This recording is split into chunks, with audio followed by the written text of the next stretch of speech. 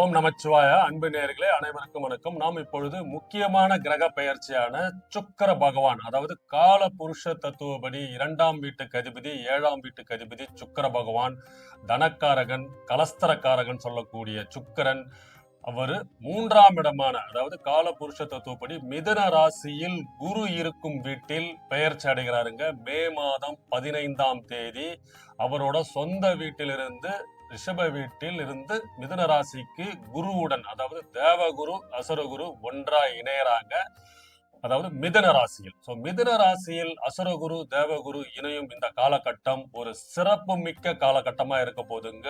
அனைத்து ராசிகளுக்குமே ஒரு யோக காலம்னே சொல்லாங்க. ஏன்னா இந்த சித்திர மாசம் பிறந்ததுக்கு அப்புறமே சூரியன் உச்சம் பெறுறது, செவ்வாய் ஆட்சி பெறுறது, அதே மாதிரி சுக்கிரன் அவரோட சொந்த வீட்டில் ஆட்சி பெறுறது, புதன் அவர் சொந்த வீட்டில் ஆட்சி பெற அமைப்புகள் எல்லாம் கண்டினியூஸா அவங்களோட ஒவ்வொரு கிரகங்களோட சொந்த வீடு, அவங்களுக்கு ஆதிபத்தியம் சொல்லக்கூடிய, அவங்களுக்கு பலம் பொருந்தி இருக்கக்கூடிய வீடுகளில் ஆட்சி அமைத்து பலம் பொருந்தி இருக்கும் இந்த காலகட்டம். சித்திர மாதத்திலிருந்தே பாத்தீங்கன்னா எல்லா கிரகமே அவங்க சொந்த வீட்டில் ஆட்சி பெறும் இந்த காலகட்டம் எல்லா ராசிக்காரர்களுக்குமே ஒரு பொற்காலமாகவே இருக்க போதுங்க.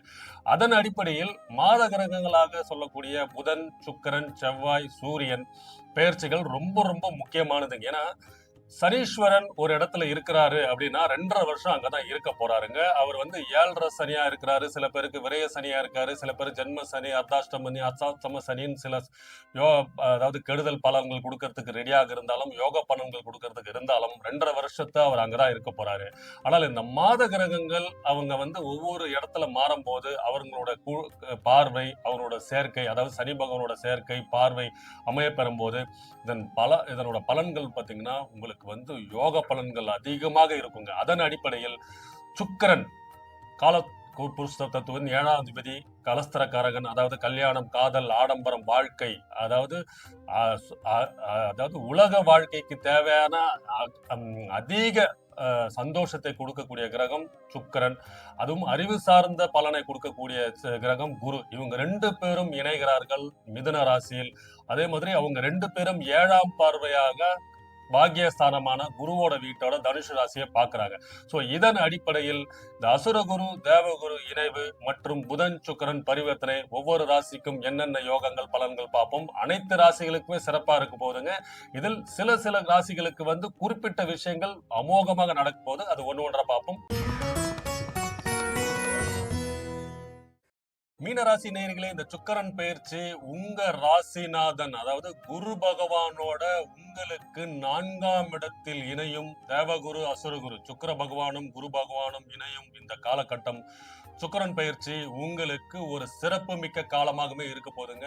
மீனராசி நேயர்களே, உங்களுக்கு ஜென்ம சனியா சனி பகவான் உங்க ராசியிலே இருந்து பல குழப்பங்கள், ஒரு மன நிம்மதி இல்லாம ஒரு டென்ஷன்லயே சுத்தி இருந்த மீனராசிக்காரங்களுக்கு இந்த சித்திரை மாதம் பிறந்ததுக்கு பிறகு உங்களுக்கு சிறப்பு மிக்க காலமாகவே ஆரம்பிச்சிச்சுன்னு சொல்லலாங்க. அதன் அடிப்படையில் உங்க ராசிநாதனோட குருவோடு இணையும் இந்த சுக்கிர பயிற்சி உங்களுக்கு 4ஆம் இடங்க.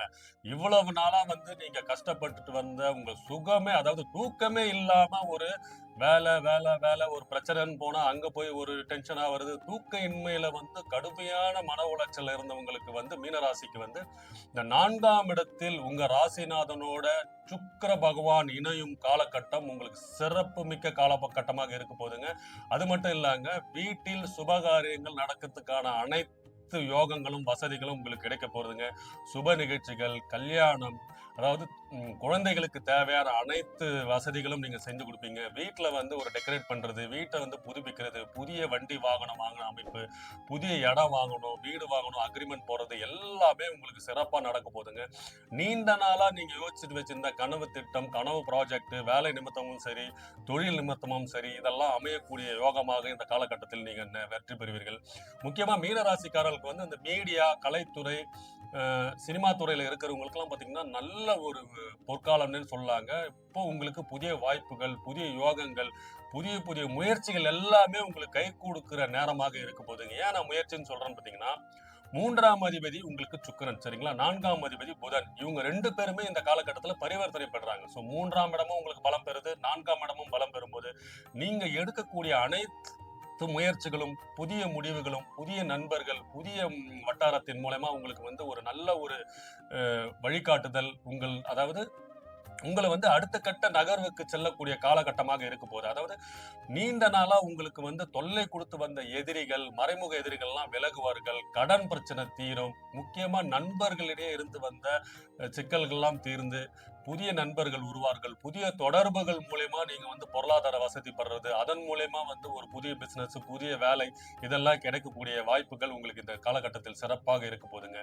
முக்கியமா வந்து மாணவர்கள் வந்து வெளிநாடு போறது, வெளிநாட்டுல போய் படிக்கிறது. ஏன்னா 4ஆம் இடம் வந்து உயர்கல்வியை குறிக்கிற இடம். குருவோடு இணையும் போது யாரெல்லாம் வந்து உயர்கல்வி படிக்கணும், வெளிநாட்டுக்கு போகணும், விசா வாங்கணும் என்ற அமைப்பெல்லாம் நீங்க காத்துக்கிட்டு இருக்கீங்களோ, இந்த குரு சுக்கிரன் இணைவு உங்களுக்கு வெளிநாட்டு செல்லும் யோகத்தையும், உயர்கல்வி படிக்கிற யோகத்தையும் கொடுத்துருவார். புதிய தொழில், புதிய வேலை, அனைத்து யோகங்களும் கொடுக்கக்கூடிய காலகட்டமாக இந்த சுக்கிரன் குரு இருக்கும். அதன் பிறகு பாத்தீங்கன்னா குரு பகவான் உங்களுக்கு இந்த மாத கடைசியில் 26ஆம் தேதி பெயர்ச்சி அடைந்து அவரோட உச்ச வீட்டுக்கு 5ஆம் இடத்தில் போய் பலம் பெறுறாங்க. இதனால உங்களுக்கு அதனோட அடிப்படையில இந்த மாதமே குரு சுக்கிரன் இணையும் பொழுது உங்களுக்கு அதுக்குண்டான வசதி வாய்ப்புகள் கிடைக்க பெறுவீர்கள். ஸோ 5ஆம் இடம்ன்றது பணம், காதல், பூர்வ புண்ணியம், பூர்வீக சொத்துக்கள் வர்றது, அதன் மூலயமா உங்களுக்கு வந்து லாபம் அடைகிற அந்த அமைப்பெல்லாம் இந்த மாதத்திலே உங்களுக்கு ஏற்படுத்தி கொடுத்துருவார் குரு. ஸோ குருவின் ஆதரவு, அதாவது உங்க லக்னாதிபதி குருவின் ஆதரவோடு சுக்கிரன் இணையும் போது அனைத்து சுகங்களும் கிடைக்க பெறுவீர்கள். வாழ்க்கையில் ஒரு சந்தோஷம், இன்ப சுற்றுலா போறது, குடும்பத்தோட இன்ப சுற்றுலா, கோவிலுக்கு போறது, நண்பர்களோட சுற்றுலா அமைப்பெல்லாம் இந்த காலகட்டத்தில் இருக்கும். ஸோ மீன ராசிக்கு இந்த குரு சுக்கிரன் நினைவு மற்றும் புதன் பரிவர்த்தனை உங்களுக்கு சிறப்பு மிக்க காலமாக இருக்கும் போது இந்த ஆப்பர்ச்சுனிட்டி யூஸ் பண்ணீங்க. புதிய வாய்ப்புகள் உங்களை தேடி வரும். இந்த வாய்ப்புகள் பொருளாதாரத்தை மாற்றக்கூடிய அமைப்புகளாக இருக்கும். ஸோ மீன ராசிக்காரர்களே, இனிமே உங்க காட்டுல மழை தாங்க. வாழ்க வளமுடன். வணக்கம்.